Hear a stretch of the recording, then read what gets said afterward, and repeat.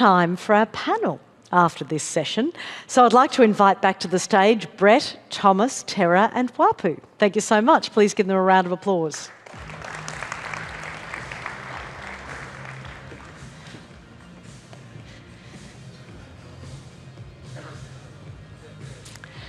Welcome back. I'm really well. How are you? Very well. I already drank out of this one. Yeah. Tera, you want to sit here? I don't care. Wherever you'd like me to sit, Wapu. Thank you. Thank you all for agreeing to this panel. Brett, you made the mistake of coming up here first, so you get the first question. It's been 2 years since the merger of Oil Search and Santos. What's the most surprising thing you've observed since the merger? Look, I think I touched a little bit on it. I suppose the optimism and engagement of the people that work for us in PNG. So it's my first exposure to PNG was with the merger, and I've been sort of lucky enough and honoured enough to be part of that business now for the last 2 years. And every time I go up, and all of our surveys that we do across our company, by far the best engagement, the most optimistic, the most, I would say, interested workforce we have right across our business is our PNG workforce. And not just interested in what Santos is doing in PNG, but across all of our operations, across our community, across our sustainability initiatives, incredible amount of interest. So I think that's been the most surprising thing that I've seen, in the last 2 years, apart from all the other work issues. But yeah, it's a great place. And I think, we're used to Australians having that mateship. I suppose that the one family approach in PNG as well, is the people out in the workforce and in the office looking out for each other, which is really good from a safety perspective. We've got people, really part of their culture is to look after each other. So that's been really powerful, really surprising, really inspiring actually, to be part of that. So yeah, that's personally what I've found the most interesting and surprising, yeah. Yeah, it's a lovely accolade, thank you. You spoke about sustainability there. Thomas, the French President recently signed a deal with the Papua New Guinean Prime Minister. The country package, I believe it's called, at the intersection of forestry and climate change. Tell us a little bit about that. So, to be frank, TotalEnergies was not part of the deal, but it was a significant achievement made by Prime Minister Marape and President Macron. The country package is a commitment of about $100 million to preserve nature, forest, and mitigate climate in PNG.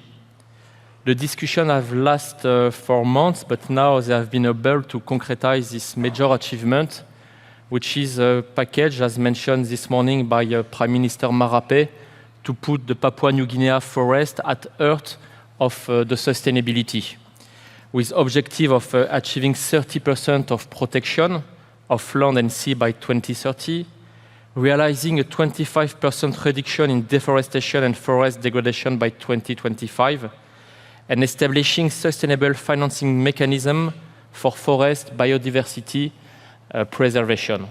So, as a French citizen, I'm proud of this deal, and it just also shows us how forest preservation is essential and is an asset for Papua New Guinea, on which I think collectively we are committed also to work as industry leaders. Yeah, it's terrific news. Thank you. Tera, I'd like you to expand a little bit more on ExxonMobil's roughly $60 billion acquisition of Pioneer Resources, and will you keep investing in unconventionals? Sure. So, because it's on the other side of the world, ExxonMobil just announced an acquisition of something called Pioneer, which is, as you said, somewhere between $60 and $65 billion, depending on where the market closes. And it's largely an oil company.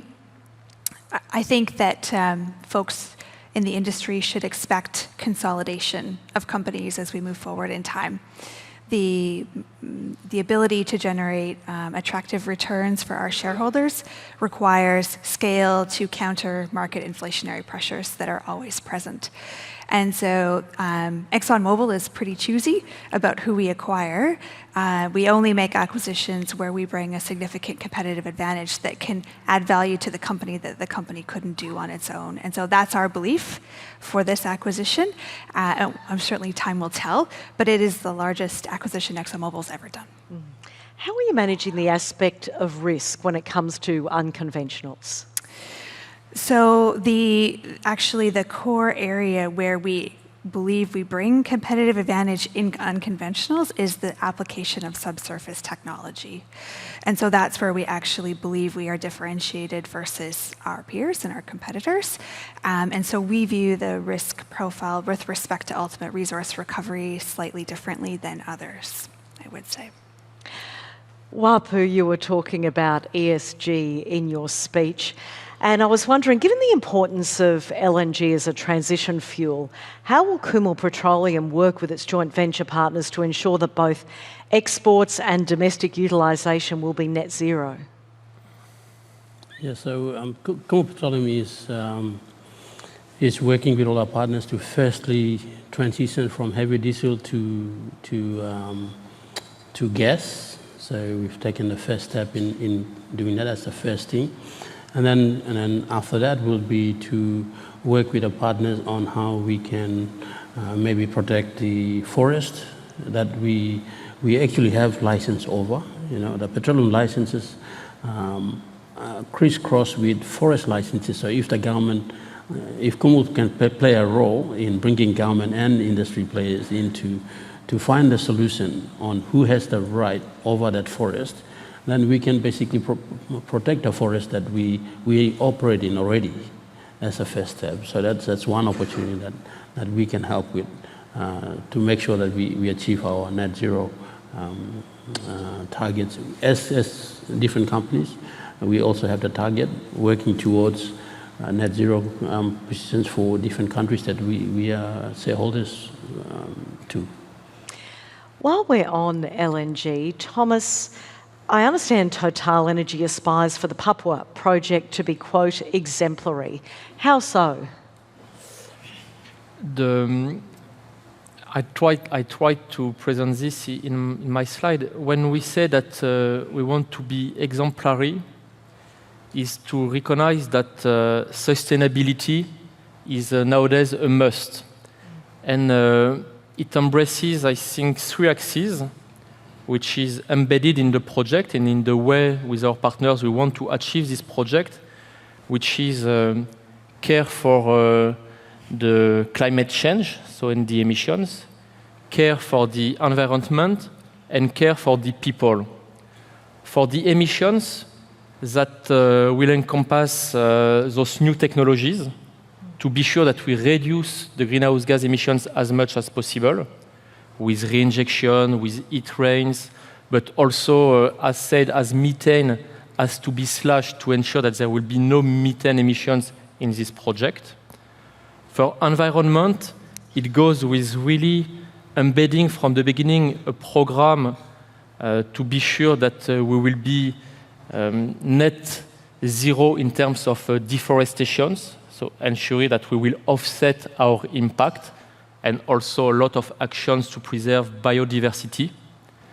And on people is to be sure that this project is for the Papua New Guineans, that we can share with the Papua New Guineans, both by developing actions for the socio-economical development of Papua New Guinea, but training Papua New Guineans, involving them in the project, and also, which is a key for the success, to share the revenues of this project with the landowners, with the authorities for Papua New Guinea. Community and collaboration again. Look, I wouldn't be much of a journalist if I didn't ask or speak about the elephant in the room, Brett. We spoke before. Am I the elephant? Or? You're not the elephant. Okay. A potential merger is the elephant. We spoke about Oil Search and Santos before. What can you tell us in this room today? Oh, look, there's nothing more I can add to what was released last week, Tracy. So conversations have been confirmed. You know, Santos is always looking to unlock value for shareholders. That's its job. And ultimately, any discussions don't guarantee any deal going ahead. So that's where it is, and the market will be kept up to date. All very boring, but that's literally where it is right now. No problem. Elegantly avoided. Yeah, there you go. What? Can we talk about Pioneer, the merger with Pioneer again? No. All right, what's been the biggest success or achievement this year with Santos so far? Look, a little bit of reflection as you get to the end of the year, and I suppose there's been a lot of successes in 2023, but I think the two things that, for me, have really stood out has been the increase in reliability out of facilities. So it's not something we ever thought we saw as a synergy or a benefit when we actually took on merged with Oil Search, but this year our facilities have gone from being about 75% reliable to over 95% reliable, and it's a real testament to all of our workforce in the field and the office in Port Moresby. We've got 3 machines up there that are quite old from the Chevron days, about 30 years old, but that's nothing. You go to the Cooper Basin and we've got 120 machines that are 20 years older than that. So we've been able to use that expertise of running and maintaining old kit and being able to increase our reliability. And this year we've been able to work with Exxon to make additional gas above our requirements, or above what we were required to provide this year, to go to PNG LNG. So that's been between Exxon and ourselves and the joint ventures, we've put in around about 0.5 to 0.6 million tonnes more this year than we'd planned, and about 0.4 of that has been through just increased reliability. So it's the cheapest production you'll ever get. It's already there. There's ullage at the facility, and through the reliability, knock on wood, that we currently have and the team's achieving. So for me, and that's really come from the folks running that equipment with some assistance. We sent people down from PNG, technicians down to go and work with our folks in the Cooper Basin, and that sort of cross of knowledge has been really, really pleasing. And I suppose the other thing is our continued nationalisation of our workforce.